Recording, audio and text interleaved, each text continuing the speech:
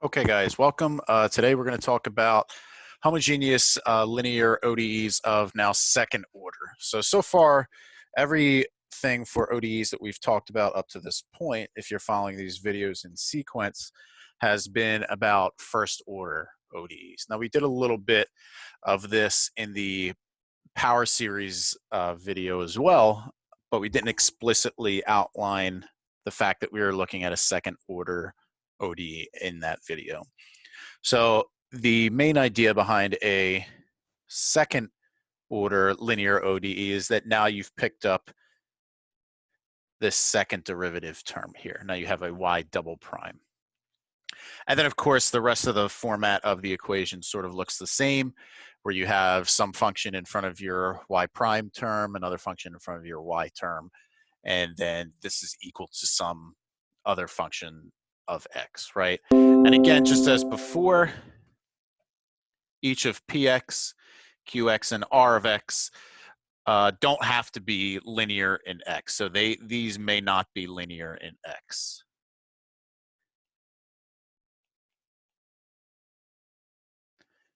Right, but the idea is that the ODE is linear in y and all of its derivatives.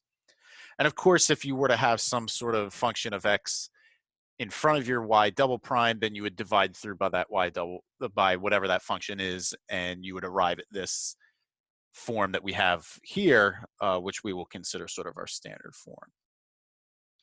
Now, so a couple other things is that just as before, if your right-hand side function, if your r of x here, if this were equal to 0, then of course we say that the ODE is homogeneous, and if it's some non-zero function, then we say that it's non-homogeneous.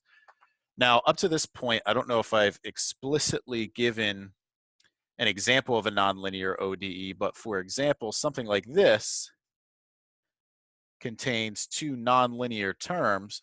Of course, y prime squared is a quadratic term and not a linear term, but also you have this product of y double prime and y here, and of course that's also nonlinear as well, right? So that would be something like x times y in sort of a more familiar setting.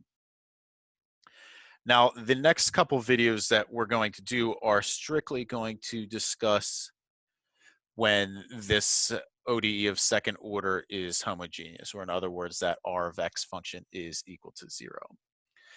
Now, the first result that we're going to need for our second order linear ODEs is what's called the superposition principle. And essentially what that says is that if you have two separate solutions, y1 and y2, and they are both solutions of your homogeneous ODE, then you can multiply each by a constant and take their sum, and that will also still be a solution. Now, the proof of that isn't all that difficult, right? So we're going to, again, assume that our ODE looks something like this, and we're going to look at, well, what happens if we make y equal to this y star, which we've set to be c1y1 plus c2y2. So that's what you're seeing here. This has just gone in for y double prime.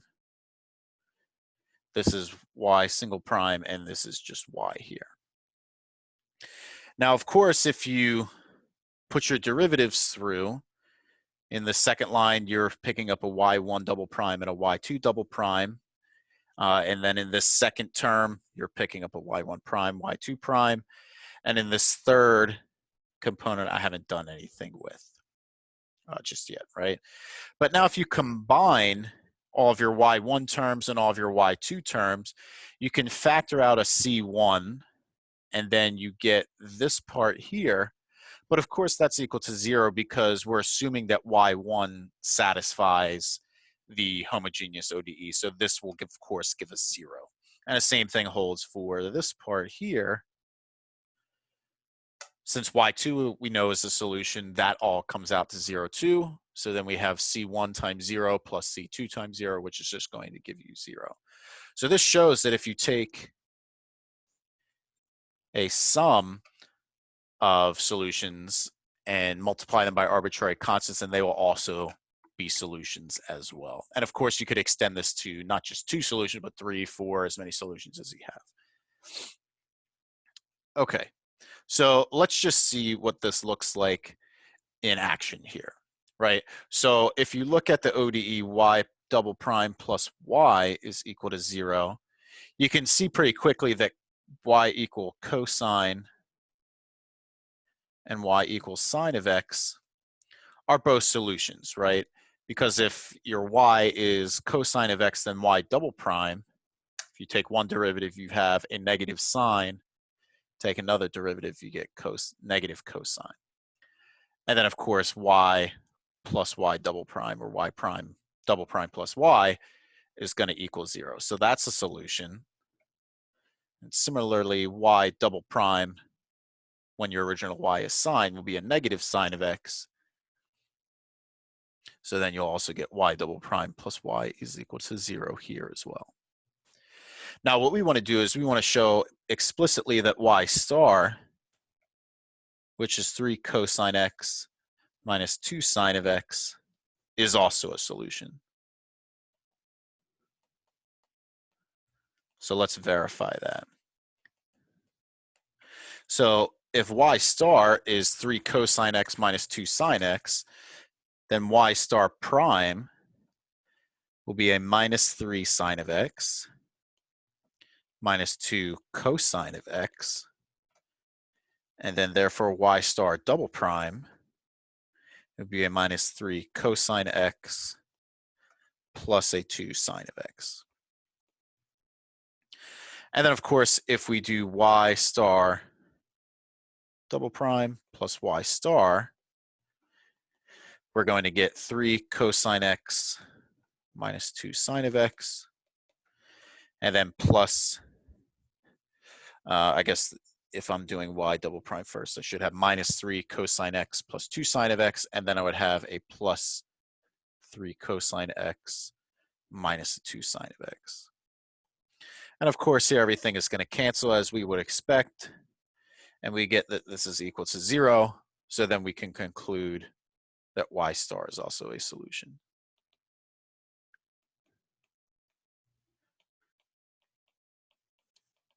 Okay, so that's the principle of superposition in action. Now, one thing that we need to be careful here is that superposition is only going to hold if your ODE is homogeneous. So we're actually going to look at the same example where this time we're now going to show that this does not hold for a non-homogeneous ODE. So now, of course, in this case, if you have y double prime plus y equals 1, you can see that, of course, this is no longer homogeneous because your right-hand side is no longer 0. Now, we can verify, of course, that y1, which is 1 plus cosine of x, and y2, which is 1 plus sine of x, are individually solutions, but we'll show that their sum is not. Now, if y1 is 1 plus cosine of x, then y1 prime. The 1 will drop out and we'll get a minus sine of x. And y1 double prime is now a negative cosine of x. And of course, if we do y1 double prime plus y1, the cosines will cancel and we'll be left with a 1, which is what we need. So that one's good. And of course, if we do the same thing for y2, we get a y2 prime will be a cosine of x. Again, the 1 will drop out. And y2 double prime will be a minus sine of x. So then, of course, y2 double prime plus y2, your signs will cancel out and you will get 1. Okay, but here we're going to take our y star to again be y1 plus y2. And this time we're not even going to attach constants, and then we'll just get a sine of x plus cosine of x plus 2. Okay, so now, of course, if we take y star prime, sine will become cosine, and cosine will become minus sine, and 2 will drop out, and y double prime y star double prime is a minus sine of x minus cosine of x. Okay, but if we do y star double prime plus y star, the sines and the cosines will cancel out, but we'll be left with a 2, which of course is not equal to 1. So this shows that superposition, of course, just in this example, but in general, it does not hold. Superposition does not hold for non-homogeneous ODE. Okay, so that's an important thing to keep in mind, that if you want to take these sums and arbitrary constant multiples of solutions, that's only going to work if you are looking at a homogeneous ODE.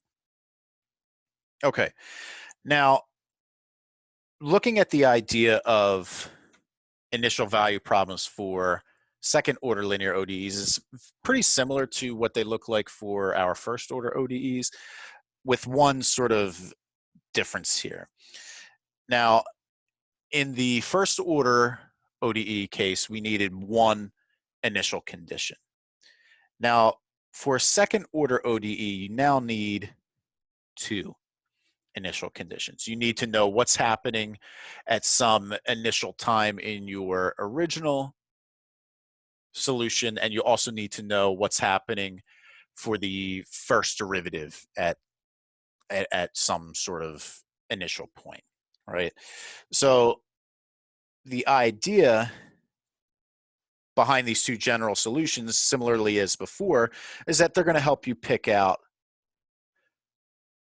what the C1 and C2 have to be in your general solution, right? And of course, just as before, once you have your C1 and your C2, you're now looking at what's called a particular solution. Okay, so that's sort of the idea here. So what this sort of translates to in a geometrical setting is that we need to know sort of the original position of a particular x value, and we also need to know its particular velocity, right? If you want to think of this sort of as a physical setting. Okay, so let's look at an example. So we want to solve the same ODE that we looked at before with the initial conditions y of 0 is 3 and y prime of 0 is negative 0.5. Now, we know by the previous example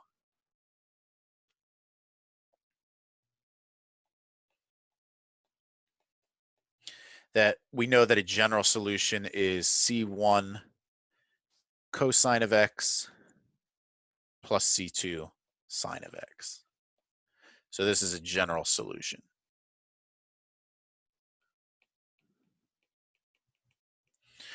Okay, so if we use that the initial condition y of 0 is equal to 3, then I'm going to get that 3 is equal to C1 and cosine of 0 is 1 plus C2 and sine of 0 is 0. So this is going to give us rather quickly that C1 has to equal 3. Now, of course, you can use this in the next initial condition, but you'll see in a moment here that it actually doesn't matter in this particular case what C1 is. But anyway, if we look at the next initial condition, we have now y prime of 0 is equal to negative 0.5. Well, first of all, we need y prime. So if we take the derivative of our y, we're going to get negative C1 sine of x plus C2 cosine of x. And of course, since we know that C1 is 3, we could also put, oops, I don't know what happened there. We could also put a 3 there. All right, but you'll see once we evaluate this initial condition that it's not going to matter. Because if we do y prime of 0, which is equal to negative 0.5, we're going to get negative 3, and then sine of 0 is 0. So again, that's not going to matter here. If it was C1 times 0, it'd still be 0. If it was 3 times 0, it's still 0. Plus C2 times cosine of 0, which again is 1. So this will allow us to conclude that C2 is negative 0.5. So now combining these with our original general solution, we can now say that our particular solution is y is equal to 3 cosine of x minus 0.5 sine of x. And of course, this is the particular solution.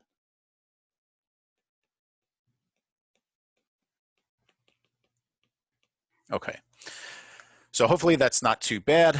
The next thing that we need to discuss is the idea behind our general solutions being something that's sort of very specific. Now, if we had chosen y1 and y2 to be two proportional answers, for example, if we chose y1 to just be cosine of x and y2 to be some non-zero constant times cosine of x, then what we could have done is we could have written this as c1 cosine x plus c2 times k cosine of x. But really, if you factor out cosine of x, you really just have another constant sitting there, which is indicated by this c, right? And in this case, c is equal to c1 plus c2 times k.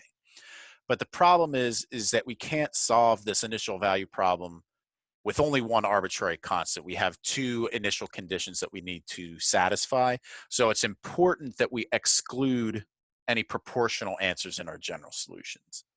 And that's going to sort of bring us to a definition that we're going to use repeatedly throughout this chapter. And that's the idea that a general solution of one of these second order ODEs is a solution on some interval where your solutions are not proportional and C1 and C2 are arbitrary constants. Now, we sometimes are going to refer to these two different solutions as a basis. Sometimes a fundamental system, but most of the time we call this a basis of solutions. And of course, once we have initial conditions and we're able to assign specific values to C1 and C2, we then have what's called, of course, a particular solution. Okay, now previously when we were discussing linear algebra, we had talked about what it means to be a basis of a particular vector space or a basis of a set of vectors. What we have is something that's sort of familiar in that setting, where we're now also going to discuss what we mean by linearly independent and linearly dependent basis of solutions in ODEs. Now, what we need to say here is that when we have a basis of solutions, y1 and y2 are linearly independent if this sort of familiar situation from when we discussed this in linear algebra implies that both of these constants have to be 0.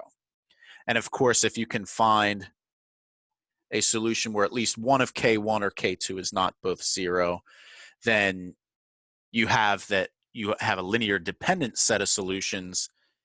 And then, of course, what you can do is, since one of them is not 0, you can divide through and show that if they're linearly dependent, then you really have two solutions that are proportional to each other.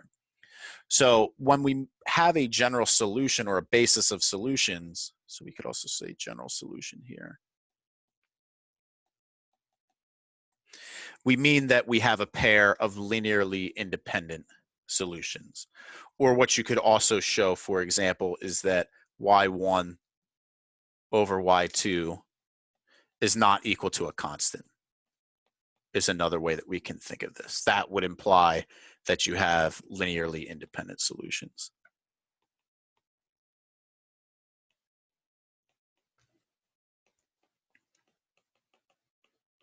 Okay. So, and this sort of, we can verify with the example that we just did a second ago. For y double prime plus y equals 0, we've shown that y1 being cosine of x and y2 being sine of x are a basis of solutions because, and then this is sort of using that alternate definition that I just posted.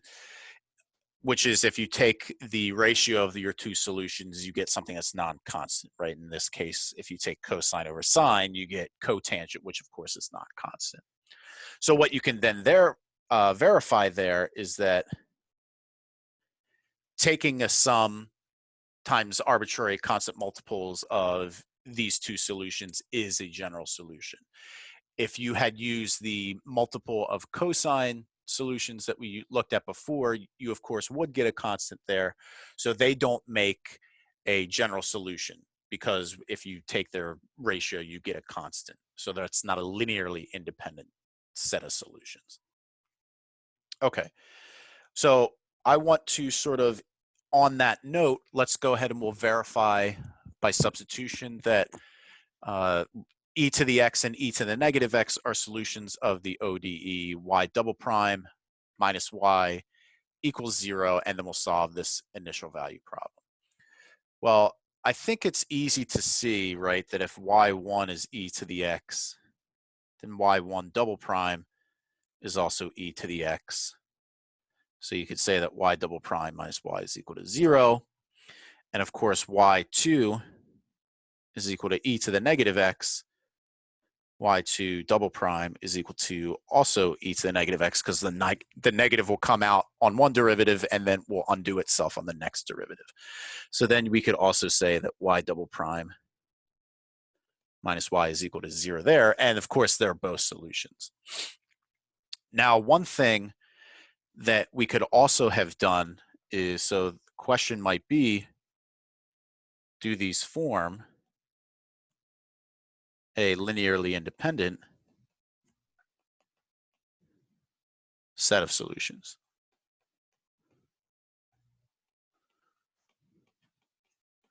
Well, let's look at y1 over y2. Of course, y1 is e to the x. Y2 is e to the negative x, which if you remember your exponent rules, this is just e to the 2x. And of course, this is not constant. So the answer, of course, is yes, they do. So a general solution is that y is equal to c1 e to the x plus c2 e to the negative x. So this is a general solution.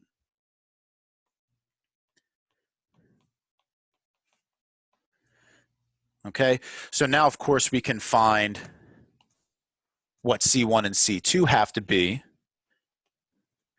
So if we use the initial condition y of 0 is equal to 6, then we get that 6 is equal to C1 plus C2. So unfortunately, we can't solve them explicitly just yet. But if we use the fact that y prime of 0 is equal to -2, and of course, I'll put it up here so it's out of the way, y prime would be a C1 times e to the x minus, because the negative will come out front, C2 e to the negative x. So if we plug in a 0 there and equate that to -2, we'll get that -2 is equal to C1 minus C2. So of course, if you add these together, you're going to get that 4 is equal to 2 times C2.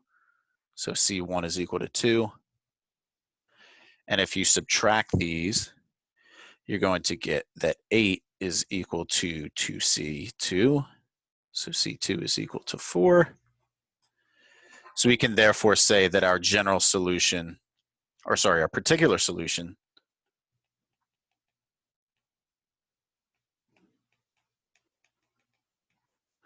is going to be y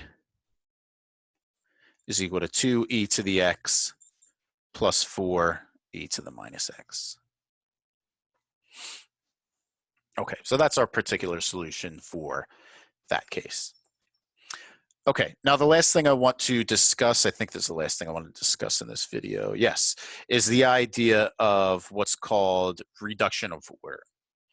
So one thing that's nice is that occasionally you can get one solution from a second order linear ODE very quickly by inspection, or maybe it's given to you somehow, and you can use this to find another solution by solving an equivalent sort of first order ODE.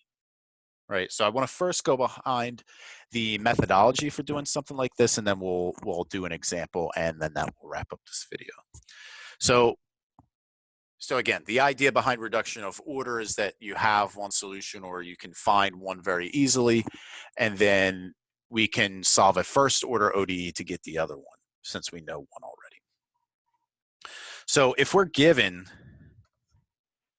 again, the ODE that we've been working with, our second order linear ODE, and we assume that Y1 is a solution, the goal is that we want to find a basis of solution. So we need a second linearly independent solution. So what we're going to do is we're going to find it systematically. So we're going to assume that Y2 is some function of U times Y1, and then we can say that our Y2 prime via the product rule, this is just found by product rule, is U prime times Y1 plus U times Y1 prime. And then of course the second derivative, you could do basically product rule twice on here. This is product rule again. And we get U double prime times Y1 plus 2 times U prime Y1 prime plus U times Y1 double prime. And then we just go back and we substitute this into our original, which is going to give this hideous mess here. But once we combine our terms, our like terms here, what we're going to get is U double prime times Y1, that's this first part, plus U prime times 2Y1 prime plus P Y1. And then we get U times something that looks familiar. And of course, this term here is all going to equal 0, since we know that Y1 is a solution, and this is exactly the original ODE, right? So we know that that has to equal 0. So now what happens is that all we're left with are these two terms here, and that's where this is coming from. Now, if we sort of make a little substitution here, we're going to let U double prime equal big U prime, and then U prime equal just big U. So now what we have is something that looks like this, and we have a first order homogeneous ODE now, which of course we can solve by separation of variables. So now what that looks like is once you move everything around, you're going to end up with this ODE. And then if we integrate, we end up with ln of U is equal to -2 ln of Y1 minus the integral of P with respect to X. And then by exponentiating, we're going to get that U is equal to 1 over Y1 squared times e to the negative integral of P with respect to X. And then, of course, we use the fact that Y2 is just equal to Y1 times U, and we make that substitution. And then that's going to give us that U is equal to Y1 times, or sorry, not U. Y2 is equal to Y1 times the integral of U with respect to X. Okay, so hopefully that's not too bad there. Okay, so now, right, because this U, we made the substitution that U prime was equal to big U. So then if you integrate both sides with respect to X, we get that U is equal to the integral of big U dx. So that's where this is coming from here. Okay, so let's look at an example now that we have sort of the methodology behind this. So what we want to do, of course, is find a basis of solutions for this homogeneous ODE, which of course you would want to write in the standard form by dividing through by x squared minus x. And of course that would give you, I know it's kind of spaced out here, but that's going to be the way that we want to think of this system once everything is simplified, right? Because here you can factor in x out of the top and the bottom and then cancel. So this is going to be how we're going to think of our ODE. Okay, now we are going to be given that y1 is equal to x, is a known solution. Okay, so what do we need to do? We need to find the integral of big U with respect to x, right? And of course, what is big U? Big U is 1 over your known solution squared times e to the negative integral of your p with respect to x. So once we make our substitutions here, we end up with this. And of course, if you integrate 1 over x minus 1 in the exponent there, that's going to give you this ln of x minus 1. So then what, of course, the e to the ln will cancel each other out, and we end up with x minus 1 over x squared, which will give you ln of x plus 1 over x. And then, of course, since y2 is y1 times this messy integral that we just did, our known solution again was x. So that's going to get multiplied by our integral of our big U with respect to x. So we're going to end up with the solution of x times ln of x plus 1 once we multiply through by x. Okay, so that wraps up this video on homogeneous linear ODEs of second order. Hope you enjoyed, and I will see you next time.